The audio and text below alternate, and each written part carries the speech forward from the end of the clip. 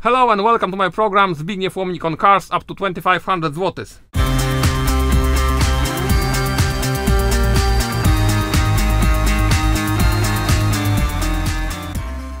Many car journalists and YouTubers tend to review big, new, fancy and expensive cars. I think that's boring. New cars are boring. There's nothing fascinating in going to the dealership and buying a new car. That's why on my channel I review cars that are worth no more than 2500 zlotys, which is roughly $600 or 600 euros. These are cars that you can buy after 1 month of work in Poland. And I've decided to record this episode in English.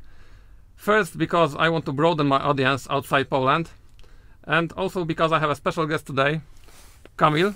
Kamil is an American car journalist. Who do you write for? I write for a website called Universe.com. It's just a general car blog. We cover everything from cars to news to old cars to racing, bad racing, good racing. Racing. Yes. We'll be reviewing a sports car today. And yes. I know that you're a race car driver. Yes, sort of. It's racing, but it's a very special car. What kind of car do you race? It's a 2002 Buick Regal, and we're using a park bench for a spoiler.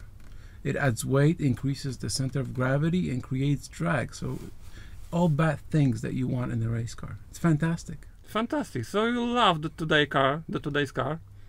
It's the Fiat Cinquecento Sporting. It looks amazing. I mean, I'm very psyched to see it.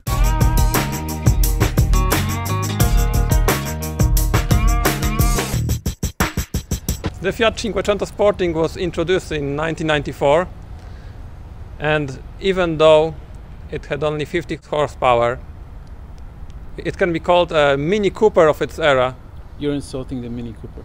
No, I'm not. It's better than the Mini Cooper. I doubt it. We'll check it out. How much does it weigh? I think like 700 kilograms. Good horsepower to weight ratio. This car gained popularity among young racers in Poland. That's why they are really scarce now. Most of them. What's that? A piece of the car. It's even lighter now. Yes, I improved it. It's simplified and add lightness. Yes. Just like Colin Chapman did. Exactly. Okay. It is much better now. Okay. So, this car needs 13 seconds to reach 100 kilometers per hour, so it will be considered slow now. But it was fast in the 90s, where Polish streets were filled with Maluch and Fiat 125p, which were even slower. So this was like the first sports car to be mass-produced in Poland. Oh, this is made in Poland, it's not Italian? Yes, it's made in Poland, it's made in Bielsko-Biała and Tychy. So the Sporting differs a lot from the normal Cinquecento. It has a sporting badge. It had a special colors, like the red one and the yellow one that was really popular. Special exhaust tip? Is that factory? No, it's not a factory exhaust. So I don't think improved. so. It had a lot of special features, unique for the Sporting, just like the red seat belts. It's like the Porsche Carrera GT3. Yeah, and the bucket seats, and also gauges in white. Well, this glass is a bit broken, but you can see the gauges are white, and it has a rev counter, unlike the normal version. But the most important thing is under the hood, and we're going to check it out now. Under the hood is a 4-cylinder 54 horsepower engine. Let's take a look. It's fuel injected, and the fuel injection is the best part of it, because all other engines in the Cinquecento were carbureted, and the carburetor proved problematic on many occasions because it had a very complicated vacuum line system. What's even better that this engine was also used in a Panda. That was the next model after the Cinquecento. But in the Panda it was the base version, and in the Cinquecento it's the premium one. I've seen smaller cars. Look at that. Perfect. Almost. Yeah, it's not bad. I could fit here with a helmet on. That means we can turn this into a race car. I see there's no radio because it's the sporting model. Is that a lightweight feature? Yes, the radio weighs something, so it's gone. It's not here. This is interesting. Now I will hand you the key. It's special, it's blue key. That's a really cool key. Yeah. It's got a flashlight in it, like the old BMW keys. The E34 key had it, remember? No? No. Never had a BMW. Not a big fan of BMWs. Congratulations. I know that you are. Are you afraid? I have a problem. The problem is my boots. If I press the clutch pedal, I'm pressing the brake pedal. And if I press the brake pedal, if I press the gas pedal, I'm pressing the brake pedal. It's really tight over there. I figured out how to solve my pedal problem. I'm just going to drive in my socks. Is that illegal in Poland? No, it's not illegal. But I'm not sure if it is perfectly safe. But after all, this car is not perfectly safe. Yeah. So we'll just motorsports are dangerous. We'll just die barefoot, yeah. Okay, start.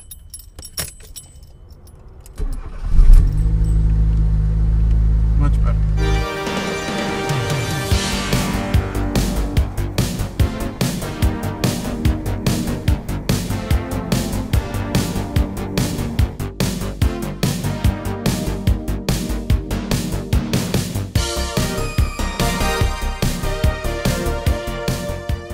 What's the speed limit here? 60? Now it's 80. It's 80 here, but this speedometer is not working perfectly fine.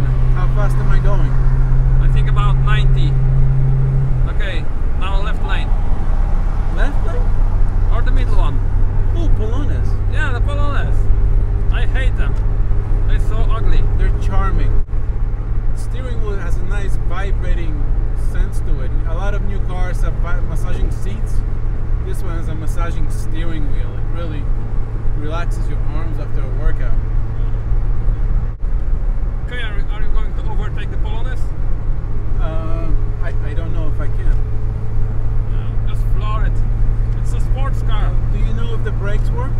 Yeah, well, they work most of the time. Yeah, took the Polones over. The driver was a nice 90-year-old man. Yeah, floor it, floor Yellow. it. Okay. Can I And go? now left. Can I go yellow in Poland? Well, I just I just did, so it doesn't matter. no, you cannot, but The transmission throws are pretty long for right or straight. straight. They're pretty long for a sports car. The steering wheel is crooked to the left, and the gauges do not work. No, they work. You just need to give them some time. To warm up or something. Yes.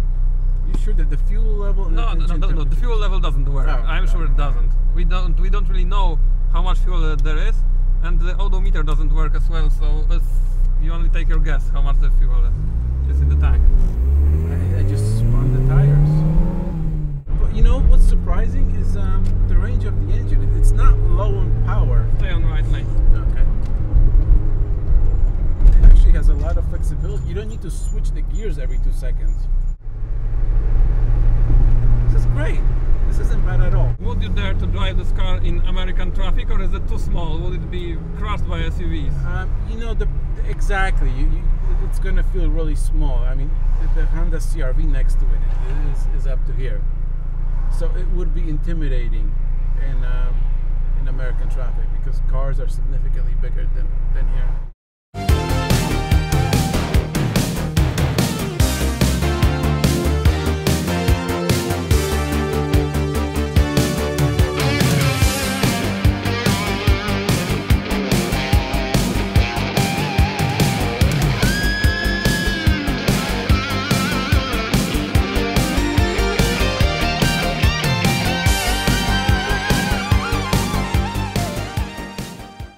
So did you enjoy the ride?